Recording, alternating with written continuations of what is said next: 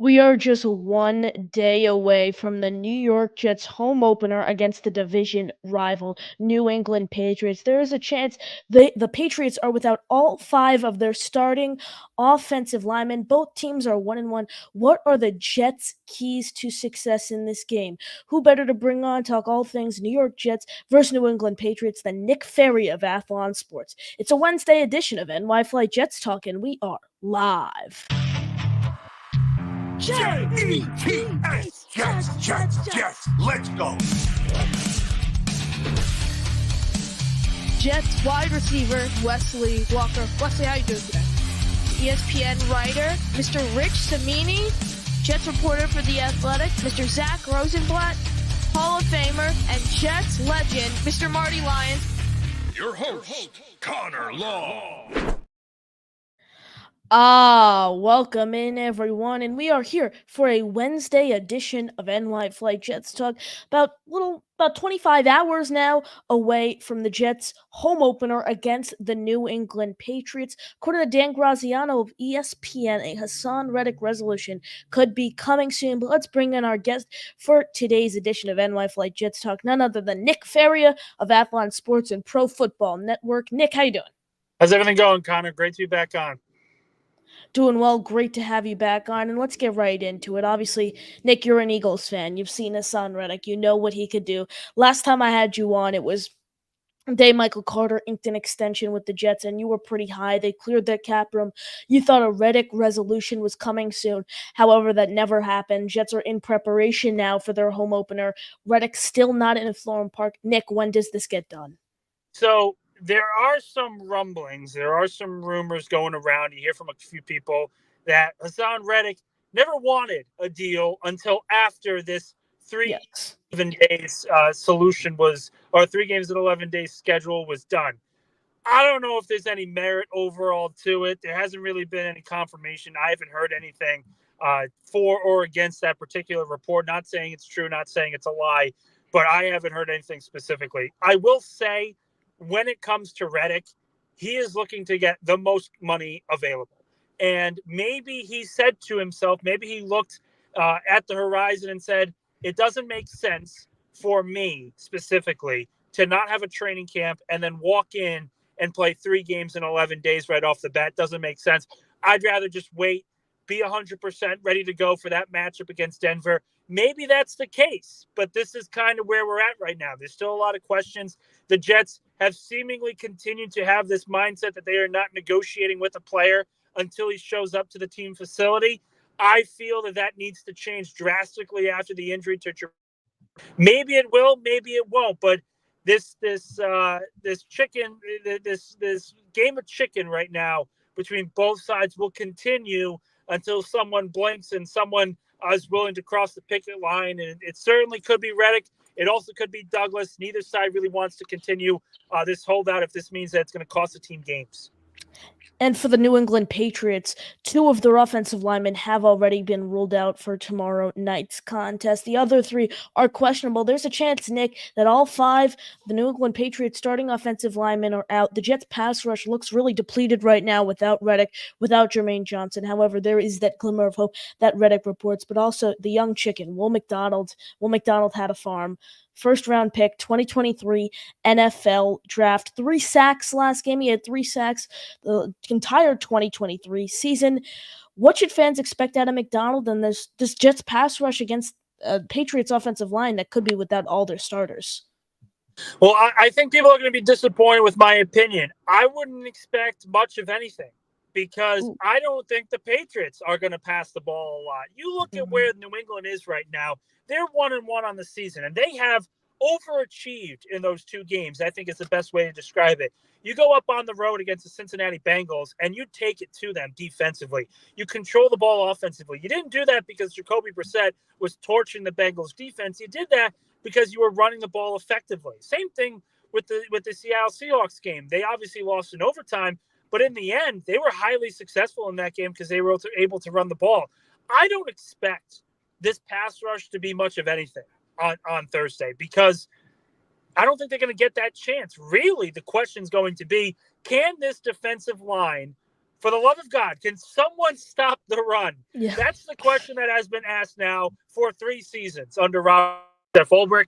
Can it be that Tack McKinley and Michael Clemens finally are able to set the edge consistently and stop the run? If they're able to do that, then you will give your young defensive linemen like Will McDonald, maybe even some of the UDFAs like Eric Watts and Braden McGregor, you can give them a chance to really rush the passer in a good situation. But that situation isn't coming if you can't stop the run, and that is going to be focal point number 1 for this Jets team if they want to win on Thursday. Staying on the defensive side of the ball, C.J. Mosley exited the game against the Titans with a toe injury. Jamie Sherwood stepped in. He looked great. Currently, Mosley is questionable for tomorrow night's matchup. Nick, what are you hearing there? Could you see something where maybe he's okay to go, but they don't want to push him back, especially since given the performance that we saw out of Sherwood on Sunday? What are you hearing there? Yeah, I don't think Mosley's going to play. I think he's going to try and push to play. But I also like this, it is always difficult to predict because one day he could look perfectly fine, and the next day he's in agonizing pain and he can't walk. I've had toe injuries before where I'm not an athlete, but there's some days where the toe works fine, the other days where I can't even walk. So ultimately, in that instance, if you're looking at this from CJ Mosley's perspective, he's a 32-year-old linebacker. His claim to fame is his ability to read offenses and be able to move efficiently without having that breakneck speed he once had. Without that speed and without that ability to push off because of the toe injury, that is going to leave him compromised. I would not be surprised at all if the Jets just sit CJ Mosley and say, we're going to give you extra days rest to get back to 100% for the matchup against the Denver Broncos. We are not going to test you right away. We would rather have Jamie faster linebacker against a team that wants to run the ball on the Patriots. There's just no math that really makes sense to me to play Mosley at any point in Thursday's game. Absolutely, I completely understand where you're coming from. Speaking as someone who's dealt with some injuries, Mike Williams tore his ACL week 3 of last season. Saw him play 9 snaps during week 1, got eased a bit more back into the offensive system on Sunday. He had 1 reception, 19 yards, his only reception that game, and it was a big one. Came in the red zone in the fourth quarter. Great contested catch. Way to get up there, catch that ball. What should fans expect out of Williams in this week 3 matchup? Feels like the injury struggles are kind of gone now. Feels like he's more closer to being fully back from this ACL injury. What should fans expect out of Williams production-wise tomorrow night? Well, I wouldn't say that the injury is essentially gone because ACL injuries, some weeks it's good, some weeks it's not so good. ACL injuries are very difficult, a full year in between. That I've spoken to always say it's a 2-year injury. The first year, you try to get confidence back in your leg.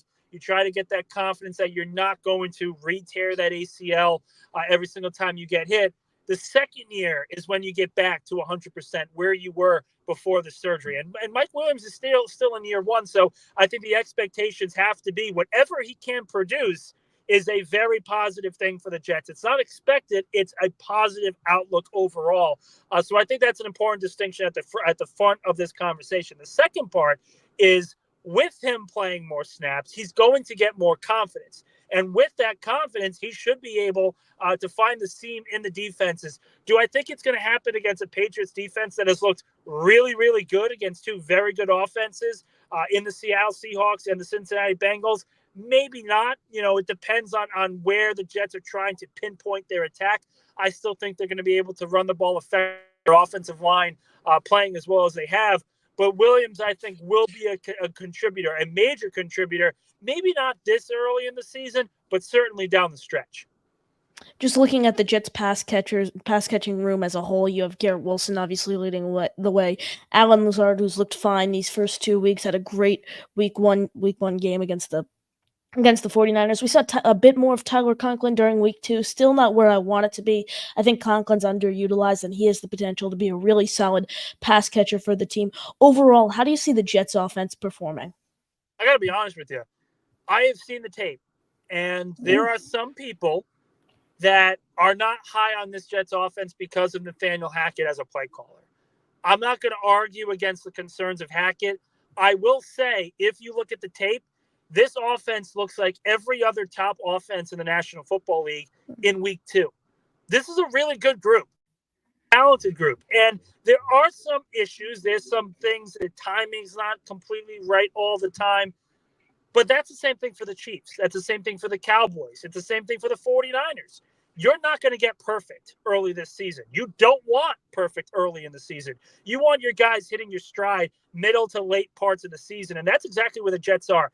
I see the potential of where this Jets offense can go. The fact that the offensive line has looked great for 2 straight games, the fact that the running game continues to improve, and Rodgers is developing back into the quarterback that he was, the sky is the limit for this group. I thought that they would be a top 10 offense pretty easily this year, but the way they've looked on tape really tells me that the potential might be for the top 5. This is a really good group that's only going to get better week to week. Absolutely, Nick. I love the confidence there. And guys, for those watching, Nick is not a Jet fan, actually. He's an Eagle fan. So that's why I always love having Nick on, among all the, obviously, love having content creators and other beat reporters on. But I like Nick's perspective because he has such a great outlook because he's not a fan of the team. He's a beat reporter and he's actually an Eagles fan. So it's always great to see someone, okay, yes, there's an issue. Let's see. Okay, Nick just dropped that he should be hopping back in soon. I don't know what happened there, but if you guys are just tuning in, we are joined by Nick Faria of Athlon Sports, and he is really high on this New York Jets offense. He thinks they have the possibility to be a top 5, top 10 unit, and he mentioned timing they're still trying to work on, and I completely agree. I don't know if the Titans game. Several delay game calls. Jets also forced to burn several timeouts, but he's back. Nick Ferry of Athlon Sports. Yeah, sorry. Oh no, all good. Of course, you mentioned the timing there though, and that led me to my next point. You mentioned Hackett play calling overall. These delay game calls saw the Jets got several calls and then had to burn several timeouts because of those calls. Do you think this has anything to do with Hackett's play calling possibly being poor and Aaron Rodgers trying to audible too much at the line of scrimmage? No, and Rodgers kind of took onus on that. Yes. He is a quarterback that loves to take snaps to the last and final second. Maybe you can get someone to go jump off sides, whatever is the case. This is vintage Rodgers and what he does. He did not blame Hackett. He didn't blame Saleh. And even Saleh kind of said, this is who Rodgers is. This is what he wants to be able to do. This is him taking control of the line of scrimmage. So I wouldn't really be concerned at all regarding this situation. Yes, you want to see this cleaned up. Rodgers essentially said it's embarrassing. He doesn't want to see this, and all the excuses he has are not good ones. So this is a player taking accountability for his mistakes. This isn't to say that it's Hackett's fault or Saleh's fault. This is just Rodgers, and this is Rodgers getting the rust off on the field. And it's not anything should be concerned about. It's kind of like everyone was worried about Joe Tippmann and his snaps early on in training camp, Connor. This is kind of like that. It's going to be resolved. It will be resolved. It just takes a little time. Okay, yeah, that's something that was interesting. I kind of came to the conclusion maybe attack and play calling. We saw Aaron Rodgers audible a lot, but I did see the clip in the press conference. I did want to get your thoughts there, though. Nick, final score prediction tomorrow night, Jets versus Patriots. What is the score? I think it's 31-10. I don't think it should be 31-10, oh, wow. but it needs to be 31-10. The Patriots have been the Achilles heel for the Jets for too long, and they've used the Jets as a punching bag, try to embarrass them in certain ways with Bill Belichick as the head coach. It's time for the Jets to give some payback, and it's time for the Jets. I have said if it's anything under 30 points, a 30-point blowout, Jet fans should be disappointed because the Patriots are not better than them. The Jets know what's coming offensively. They know what's coming defensively. They need to blow them out of the water. I think they will once they stop the run game. It may be close early on, but the Jets have just more talent than all of them, and they should overwhelm this Patriots unit. Now, Nick, one final thing. You mentioned the Jets be less than a 30-point win. Fans should be a little disappointed, and that's a bold statement there. I do know that SNY's NFL insider Connor Hughes came out and said in his mailbag question answering, he said that it's going to take a lot for Robert Saleh to get fired. But in your opinion, let's say the Jets lose in a really ugly fashion tomorrow night.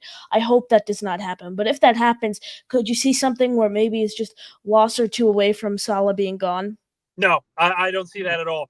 The Jets for better or worse, and I think it's for better, they do not make in-season coach firings. They do not want to do that. They want to give every coaching staff a chance to succeed. And again, as poor and embarrassing and as much of a disappointment as it would be to lose to the Patriots on Thursday night, 1-2 is not the death nail of a season. It never Absolutely. is. It never will be. So yes, it would be a catastrophic failure in my opinion, but that does not mean the coaching staff needs to be fired. It means that this team needs to get their act together and play like the talented group that they are. Nick, we really appreciate you joining us here. You got any final thoughts? It's gonna be fun Thursday, guys. It's gonna be fun, and I will say and I fully expect the Jets to dominate. Relish this victory. You guys haven't had a lot of these ones against the Patriots for a very long time. I think it's coming, and when it does, relish it and do not listen to people that complain if the Jets try to run up the score. Just remind them of all the times the Patriots did that when they were the juggernaut in this AFC East. Absolutely. We do appreciate everyone watching here on the program. I actually will be at the game tomorrow night, so if you see me, definitely say hi. I'd love to meet some of the listeners of the show here. So that said, I will not have any pregame coverage with Matt O'Leary and no postgame coverage over on the JetX channel. I will be at the game enjoying the home opener. Everyone, make sure you smash that like button, hit the subscribe button as well on your way out. We do appreciate everyone watching here, and as always, JTS Jets Jets.